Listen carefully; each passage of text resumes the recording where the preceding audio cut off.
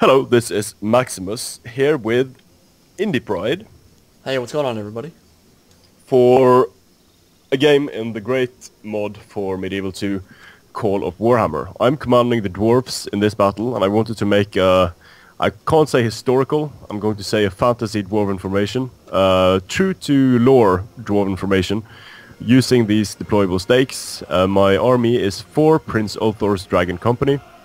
I have 2 Porlers and 2 Dwarven Scouts, Dwarf Rangers. Then I have a mix of whatever I can bring, really. Some Longbeards, Greatbeards, everything beardy, basically. These are all variations of small, bearded dwarves with varying levels of armor and ornaments. 4 of these dwarf mortars, and I thought my setup was pretty good, because... yeah, we'll see what happens. We'll see. Okay, so that's his army setup. The beginning of this replay is absolutely ridiculous. Just strap in, boys. It gets pretty crazy. I'm playing Kislev today. I've got 4 Streltsy. They're just a missile infantry unit with Berdish axe halberds on, or I guess axes on the end of their guns, which is pretty cool. Completely normal to run around with gun axes. Of course, yeah. Only in Warhammer, I guess. Yep. And then I have main line of 4 Berserkers, and then 3 of these. Where are they? They're back here. The Kreml Guard, very powerful 2-handed axe unit, heavily armored. They kill stuff in melee. And then I have kind of a special unit here. Oh, camera works so bad. The Kvasniks. I have no idea if that's how you pronounce it. They throw basically Molotov cocktails. They drink a lot of vodka. They're a crazy unit.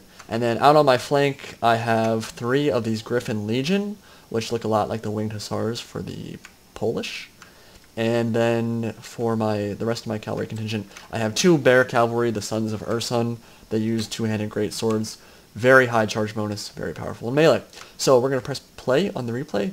3, 2, 1, play. I forgot my most important unit. The Ice Mages. They cost, I think, 15,000 gold crowns or so. We're playing on a 50,000 gold crown game. And what Maximus' deployment is going to be a problem. No, his deployment is going to be a problem because the Ice Mages have a massive AoE attack and very long range. So what we're going to see here, the Ice Mages are going to open up very soon. We actually see the mortars, and they're going to go right for my cannons, and my cannons are going to get pooped on, actually. I focused on the cannons right away, because that was the first unit I saw. The cannon gets hit pretty badly, but of course I should have been. I didn't even see these Ice Mages. Now they're going to start to fire, and here we go. The carnage. The carnage begins. There were dwarves there before. There were some dwarves. Like these elite units of mine, they're losing 40, 50 men a pop here. And my plan, my deployment plan was to create these stakes here, push the quarrels forward. But this just means that my entire army is sitting duck for these Ice Mages. It was so glorious. I just kind of looked at his opponent. I was like, that's a kill box, and I think I might be able to do some damage in. So the Ice Mages, like you can see, they have a massive AoE attack. It's kind of like the Bright Wizards, but they're much more accurate. And I mean, these really heavily armored dwarf warriors that would take forever to cut down in melee combat are just kind of falling. Yeah. Super fast. My Greatbeards, they're doing fine, but the unit next to them, the Longbeards, they are just disintegrating. Same with the hammers. Just nothing I can do about this, and I haven't even started firing at your mages yet. One of the problems with the dwarves is they're really slow, and they're obviously heavily armored, so you'd expect that, but like you were taking all that fire, and it doesn't even really matter if you pull out right away. Like they don't move fast, and like there were plenty of things to micro at the moment because they don't move fast, and the area of effect is big enough anyway that you're going to be hitting multiple units. Yeah, you can just see this entire group of dwarves just completely just shattered and dead, lying broken on the battlefield, and he's just pulling out behind the stakes. But I mean, the at this point, I basically lost the game. If you look at all the dwarven carnage here, you've lost what, a few cannon crews, and I've lost hundreds of dwarves. Yeah, it's not looking too good for you right now. So now you're starting to fire into the Ice Mages. I've lost 3 of them so far, and I'll probably end up losing more. But like we said, the damage has kind of been done at this point. Yeah. God, they have like Peyton Manning arms right now. No, you know what? That's a bad. Let's say Aaron Rodgers arms right now. Like they can throw these things super far. Like their animation is really just like throwing the balls up into the air, but coming down, killing a lot of these guys, and I'm quickly flanking my Sons of Ursun out to the side, and this is another problem with the dwarves, which Maximus can expand on, but they don't have cavalry, and that kind of allows you to get surrounded pretty easily. So the Oh yeah, snakes are gonna help it's a going lot, to happen every single time, and the only way the dwarves can stop that is by... the plan was to focus on your Sons of Ursun with my artillery, but of course that plan went to shit when I had to start focusing on this tiny unit with all of my artillery. And they're still not dead. There's still 2 left, which, I mean, I don't know how much damage 2 ice mages can do. Probably a decent amount, honestly. But, oh yeah. Oh, really nice shot from the mortar right there. Killed a bunch of my berserkers. Well, actually didn't kill any of the berserkers, but knocked them down. 2 hit a bunch points. Of the Streltsy. Yeah, the 2 hit points. That's a really important thing about Kislev. Berserkers are apparently not a regular Kislev unit. They're a mortar, or not a mortar unit. They're a mercenary unit. And they have 2 hit points, so they don't have a lot of armor, but they actually tank out in melee for a very long time with those 2 hit points. Yeah. But 2 hits from a mortar, 2 direct hits, only 10 berserkers dead, whereas the ice mages... And you can see I've given orders ages ago for these dwarves to rush up and sort of stop the surround, but they're just taking their sweet time. Yeah. So berserkers are going to charge in now to the Prince Ulthur's Dragon Company. That should go very well for me, especially because a lot of these dwarf units are already pretty depleted at the moment. Yeah. And the Dragon Company, high armor, high defense, but they don't have 2 hit points, and they just get surrounded and slaughtered by the berserkers. We should see the same thing over here. We have Longbeards with axes, but they're not going to do too well either against the berserkers. No, and I am now moving up some of my most important units. Now, Kvasniks, it's pretty easy to kind of ignore them. They're only 62 men in the unit, but they throw as Molotov cocktails, and I'm going to move them up right next to this dwarf line and start doing a ton of damage. But actually, before that happens, the Griffon Legion is coming in, and what I'm going to do first, charge right onto a bunch of stakes. Naturally, that's what you want to do with your cavalry. Get absolutely butchered. Didn't realize that he had stakes facing the other way, which was really smart, because he knew that he'd be facing some cavalry. And you can see me trying to pull through, and it's just not working well at all. Just lost a bunch of men, but I did charge my other 2 units into important units, killed some mortars there, and killed some hammerers, and now I have my Kreml Guard moving into the mortars as well. Now the Kvasniks are starting to do their thing on Prince Ulthur's Dragon Company, and literally in 10 seconds they've destroyed the unit. So they've paid for themselves in, like, usually I would have some... You would have some skirmishers, you would have some cavalry, unless you're the dwarves. I didn't see this during the game, but I actually managed to charge the Kvasniks, and it just didn't help. No, they were... I mean, at that point, there were, what? There were 10 men left in the Dragon Company. They're dead. Look at this. Look at the line of men that died there. They're just all... They had no idea what was happening. Like, the entire unit just died in the first volley. Like, completely ridiculous. And Kvasniks are not expensive either, so... If you bring 1 or 2 of those, it's pretty much always worth their cost, because they just don't cost very much. Moving up a bunch of my Kreml Guard and my Griffon Legion, kind of broken the pike stake box at the moment, and killing everything in the middle, and for some reason the balance bar is still like 50-50, which is not representative of what's actually happening in this battle at all. No. Well, sure, the stats of the dwarves are great, but it doesn't take into account the issues they have with their 2-handed units. And, of course, the Kvasniks just... but the Greatbeards are not taking that much damage from Kvasniks. They have 2 hit points, right? 2 hit points, shields, really armor helps a lot. Yeah. But everywhere else, I mean, you're just surrounding my feeble dwarven stake box. It wasn't feeble to start with. It got feeble pretty quick, though. Yeah, it did. Because I didn't expect you to bring mages. I don't know why I didn't expect mages, but against... I mean, I was expecting us to duke it out with artillery for some time, and then for me to have the time to be able to sort of move units around, fire a bit at the cavalry, hold the line with my Dragon Company, but there were no Dragon Company left to hold anything. Just a bunch of dead dwarfs. Yeah, so I got a really nice hammer and anvil off of the Sons of Ursun here. This Longbeard with axe is completely surrounded.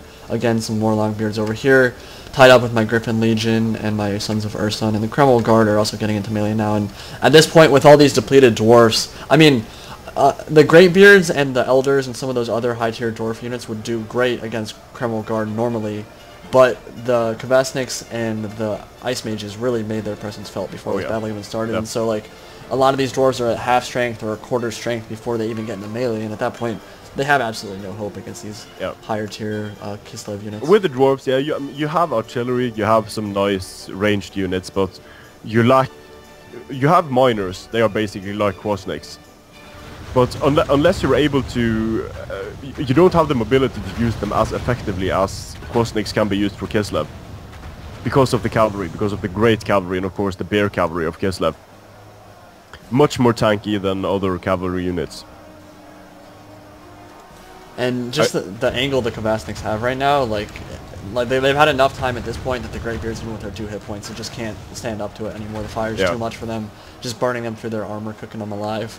And this is about as bad as it could possibly get. Like if you're dressed in Gromril armor and just completely burned alive like that, that can't be fun. That's not a good time. No, not a good time for anyone. So at this point, there's really nothing I can do. Everything is engaged. Indie Pride has some free units firing into the backs of my dwarves as they're fighting and just basically mopping up my formation. But I don't think the type of formation I used here has ever worked for anyone against a decent player. Like, concentrating your forces on a pretty small part of the battlefield is usually a bad idea. Well, I mean, pike boxes work in some games, like Rome 2, especially when pikes were really strong, like that. If there were ice mages in Rome 2, pike I mean, it's a good point, yeah. You can't pike box when there are the extremely long range, extremely powerful units like ice mages, or even artillery. Like even mortars would just shred any kind of box. Well, but that's what I think is pretty cool about this mod. There are a few units that make you rethink basically everything. Just one unit can make you rethink your entire strategy. Exactly. Absolutely, absolutely. So while I was focused here on, okay, I'm going to have to try to defend against cavalry. Well, cavalry wasn't the main problem here. Not even close. So I got my Kvasniks behind his main line and got some more Molotov cocktails into the back there, and this has just been like the first 30 seconds of that replay were some of the most brutal moments I've ever seen in a Total War game, because you don't expect to, and this happened later on when we played Dark Elves versus High Elves, which we might show as well at some point, but the battle basically starts and you start losing men, and you start losing men really fast, and you're like, what's going on? What's happening? Oh, I can't do anything about this. I messed up. The Ice Mage is killing my whole army. Yeah. No biggie. So and the dwarves can't bring any magic of their own. They have the Anvil of Doom, but that's like a shitty, expensive artillery unit. What makes the mage unit so powerful is they have a fairly high rate of fire, good accuracy, and they have 10 men per unit. So it's essentially like having 10 cannons with crazy accuracy and a huge area of effect. So we're just going to see a little bit of melee combat here until the end of the game. There's not actually, I can barely see anything left on the field. You just have some a couple Longbeards left. 3 elders holding out here. Yes, I see them. Just nothing. Unit models for them are so badass. Defeat is a distinct possibility. Oh, it might be, yeah. Yeah. Thank you, Creative Assembly. Thank you, Call of Warhammer creators. Oh, he just got an axe to the face. It's so mean. So that's basically that. I think we can fast forward to the end of this replay because this is over, and we can look at the unit stats. I was just mopping up the few dwarves that are left, and there are literally just a few single dwarfs standing. Oh, General was your last man to die, actually. Yeah, he has a lot of hit points. So that was that. It's actually really interesting. One thing that I noticed, CA released that dwarf video a couple days ago. Their unit models actually look very much like the unit models in Call of Warhammer, which I'm sure is all based on the tabletop game, but it's very interesting to see that, because this came out a couple of years ago at least, and they have almost the exact same models, and I'm so excited for the dwarves in Total War Warhammer. Oh yeah. But thing is, if dwarves had stuff like the gyrocopter, or the gyro bomber, or the other ridiculous units, then dwarves would be much more viable, because that gives them at least some mobility. Yeah, the thing about Call of Warhammer is that these rosters, these factions, don't have access to everything they have in the tabletop, or that they'll have in Total War Warhammer. So we're looking at like something like the Vampire Counts. They don't have Terrorgeists in this mod. They don't have the flying units. No factions have their flying units. Yeah, exactly. So while this is representative in a lot of ways and is really well done mod, like just an extremely well done mod, it is lacking some of the things that make Warhammer what it is, because you can't do flying units. They are mainly engine limitations. Yes. You can't just put a dragon in and have it fly around and scorch things from the sky. Look really goofy if they did. Yeah. And we'll see later on some of the demons and stuff they put in. They've managed to make it work, but it looks goofy. Like you can see, they've used a model that was never intended to be a demon running about with flamethrowers out of their hands. Like, I was a bit outside of the scope of Medieval 2. A little bit, just a teeny bit. I'm not sure Creative Assembly was really planning on adding those flamers of Tzeentch into their game. Didn't see that one coming. Looking at the kills though, Ice Mage's 340 kills, most of those within the first couple minutes of the game. Kvasnik's 322. I don't think I've ever seen a unit more cost effective.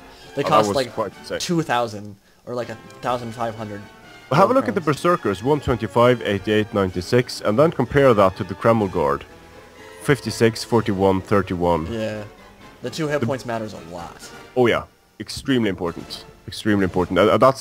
There are some units with, I think trolls have something like 10 hit points, and those units are, the balance in this mod is, I mean, it's very high on the fun scale. Like it's really fun seeing ice mages and elven mages just wrecking shit, but there are some units that are near impossible to counter for certain factions. It's very based on army compositions and just what your roster can actually bring to the field. The micro can be important, but honestly, most of the games I played on this mod weren't decided by like extremely good micro either way. They're decided by army composition and deployment. It's macro play, basically. Yeah, basically. But it's a lot of fun. Yes, it is. But that's that replay. I ended up losing 800 men. He lost 2143. Only 22 men escaped the battlefield alive. Yeah. Poor dwarves. Oh my god. Bad day for the dwarves. Yeah, bad day. So that's that replay, but we got more Total War, or Call of Warhammer Total War coming your way. More replays, and we'll be casting some more games together. So hope you guys enjoyed this one, and we'll be bringing you some more soon. Strength and honor. Peace.